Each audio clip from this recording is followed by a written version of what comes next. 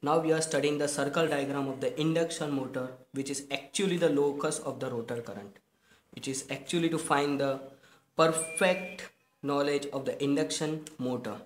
So what is the use of the circle diagram? Before that, we have to learn the how we draw the circle diagram.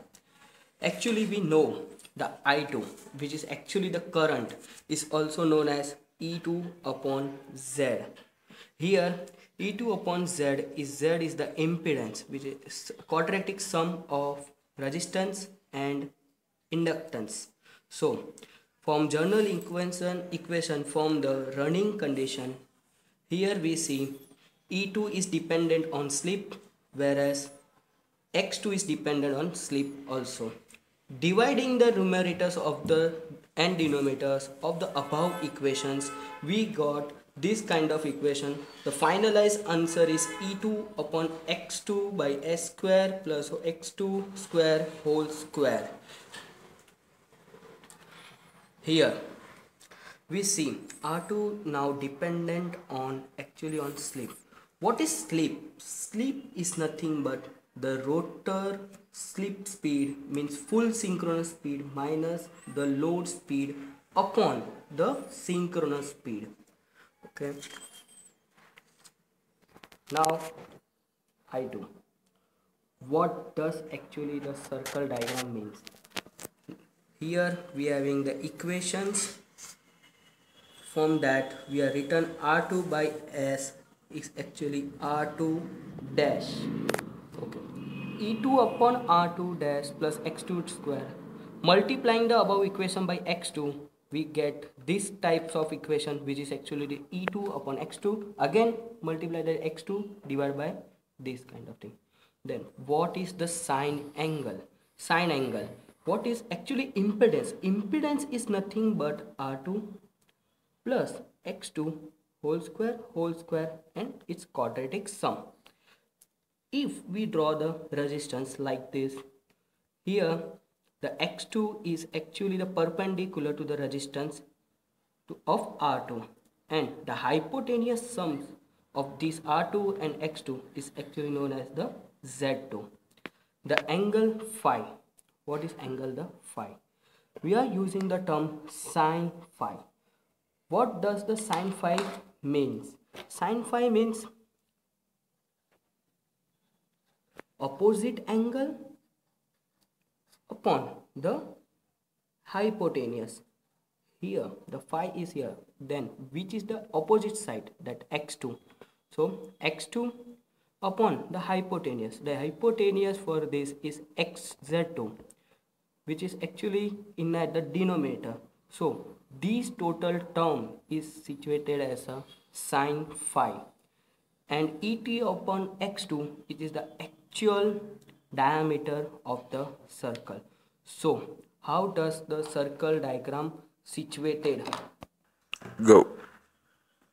E2 upon x2 sine phi, it is actually the polar form. So what is polar? Polar is nothing but the magnitude and its sine angle. So sine angle is the, what is r? R is the magnitude of that circle. We can call that diameter of the circle. What is diameter? So from this, the circle diagram is actually measured. E2 upon x2 is the diameter. You can say it is also a magnitude known as r of the polar coordinated. Sine phi. Sine phi is the angle of I2 dash. Okay. So the circle diagram is actually having the diameter of I2 upon x2 is like horizontal E2 upon x2, and the total circle was drawn like this, and the I2 is situated over here. The no load test and the block rotor test, we require the data from these types of test. Here we measure the VL, I0, root and its input power. From these equations we easily find cos phi and cos phi of no load. Phi angle of no load. So this no load angle is actually of the sine angle of that no load current. From after that, lock rotor test and block rotor test, from that data sheet we find Vs, Isc dash and cos phi sc. From this above data we find phi sc and phi sc dash. Okay, actually cos phi sc, for cos phi sc we cos inverse of that magnitude we see at further stage. ISC at the normal voltage is calculated. It can be calculated from the actual normal voltage and the short circuit voltage into the ISC dash, which is obtained from the lock rotor test.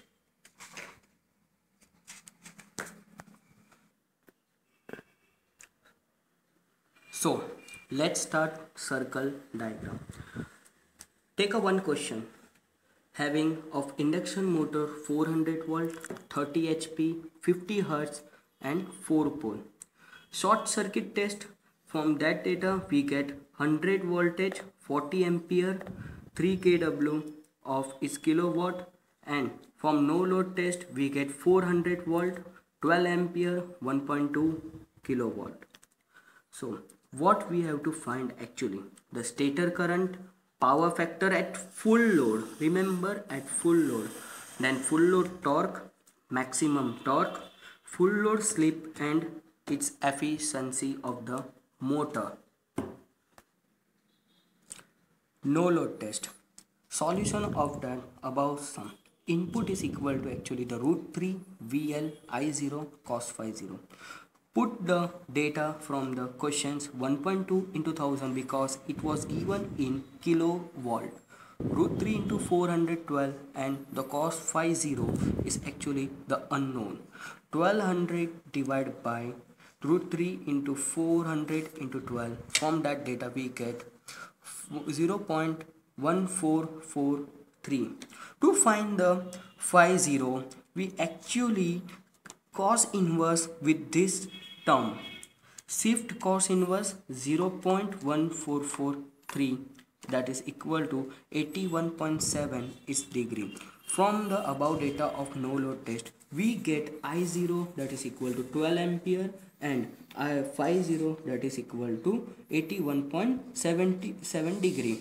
From the short circuit test we have to find root 3 into VSI ISC cos phi. Again the solution to find the phi SC. Here the data comes 3000 divided by the root 3 into 100 into 40. Here the total value is 0.433. Again to find the phi SC of that angle, shift cos inverse 0.433, that is actually the 64.3 degree. So ISC to find at normal voltage. The normal voltage is at V. The value of V in the data was given as 400 and VSE, the value of VSC is given at 100. So keep the equations, the data 400 divided by 100. So your answer is 160 ampere.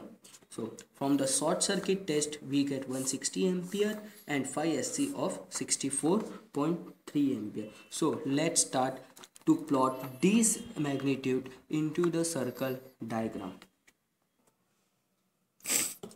Draw the horizontal line and the y-axis line. Plot, we have to plot the I0 and this angle, again the ISC and this angle. Here the I0 angle is 81.7. So keep the semicircle like this and plot the 81.7 angle point here, and the other ISC current is actually the 160 ampere and the of angle is 64.3. So keep the semicircle as it is the same directions and plot the 64.3 degree over here.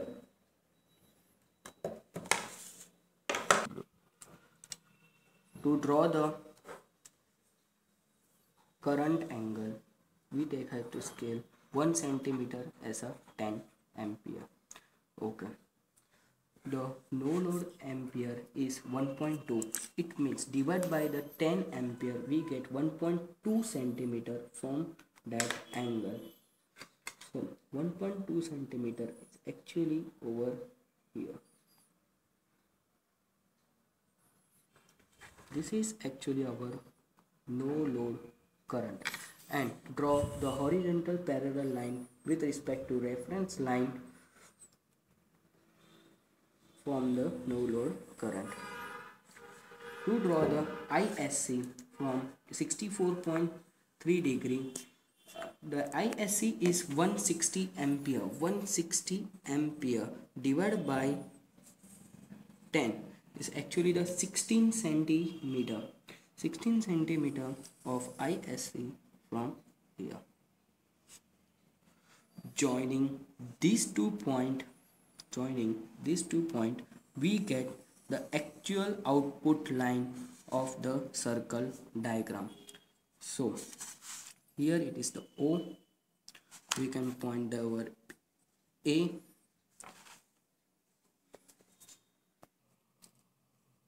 This line is actually known as the output line. So we have to take the bisect of this output line. To find the bisect of the output line, the total line from that more than the half line, we have to measure, then arc the above and down side, and again do this same from the other point.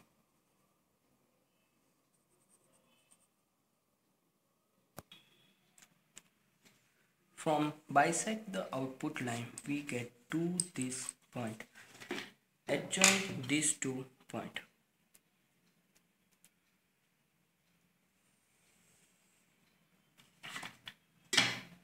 Here the center point of the circle we find. Take the center point and its radius from I0 current and draw the circle from this point.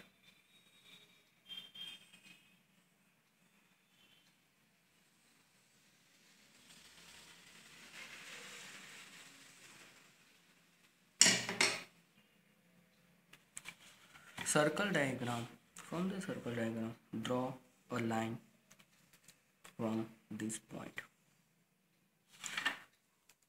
This gap is actually the constant loss, and if the losses are not given about the stator and rotor, find the midpoint from this point, which is 6.4, then nearly the 3.2 centimeter from this. Join this point like this. Here the lower part of loss is known as the stator loss, and above it is a rotor loss, and this line is known as the torque line. Above the stator line there is an output line, and at the stator point there is a torque line. So we are in a data, we are giving the 30 HP of induction motor. Then 30 HP, it means the 3 centimeter above this point we have to sketch. And take a parallel line from the output line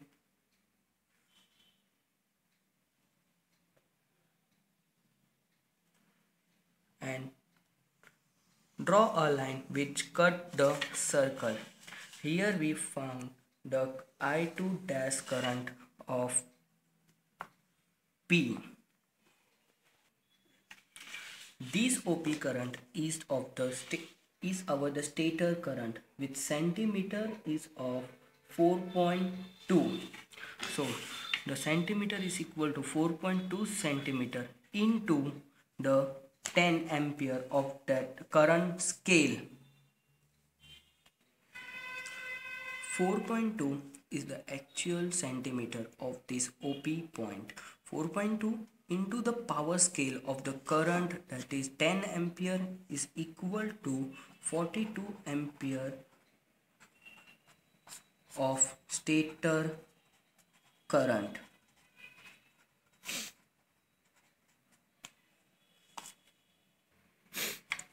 Draw a straight line from the P. Now, according to questions, we have to find the power factor. So, what is the power factor? It is the cos angle of the V and I. From here, we have to find the power factor. So, let's give a point, a name P and T. The total cos angle, it means the adjacent side upon the hypotenuse side, is known as the power factor. Let us measure the PT in centimeter. It is actually the 3.4 centimeter, 3.4 centimeter divided by OP, which is our 4.2 centimeter. So 3.4 divided by 4.2, we get the 0.89. It means we having the power factor of 0.81, lagging power factor.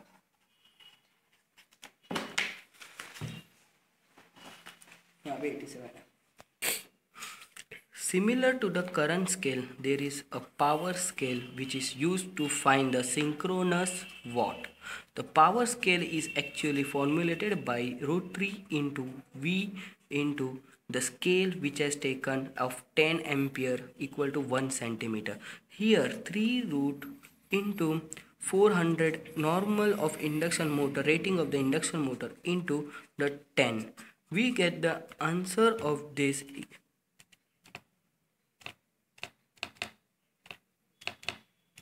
that is 6928 watt.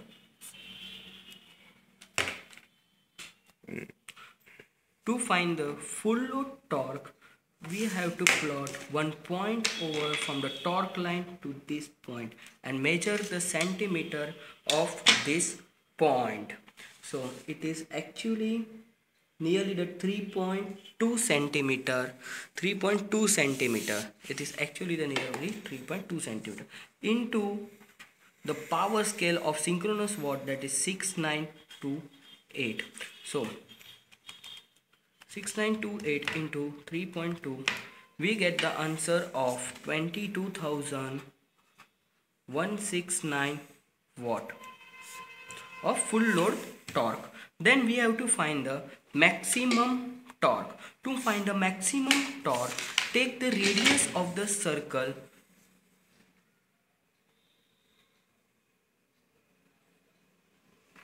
and put the rounder over here and cut the arc which cut the circle from this point, and then draw the perpendicular of this point. Measure the total point of this perpendicular. It is nearly the 6.5. It is nearly the 6.5. That is the maximum torque. Maximum torque, that is equal to 6.5 into the synchronous watt, that is 6928, which is actually the answer is 6.928 into 6.5.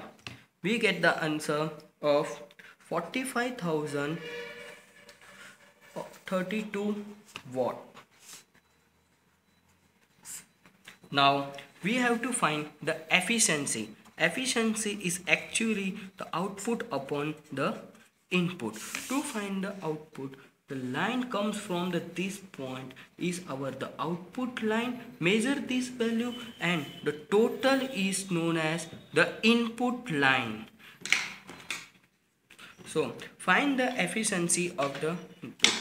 Point this as a Q. Here PQ point, that is PQ, is nearly 3.1 whereas total PT line that is nearly 3.7.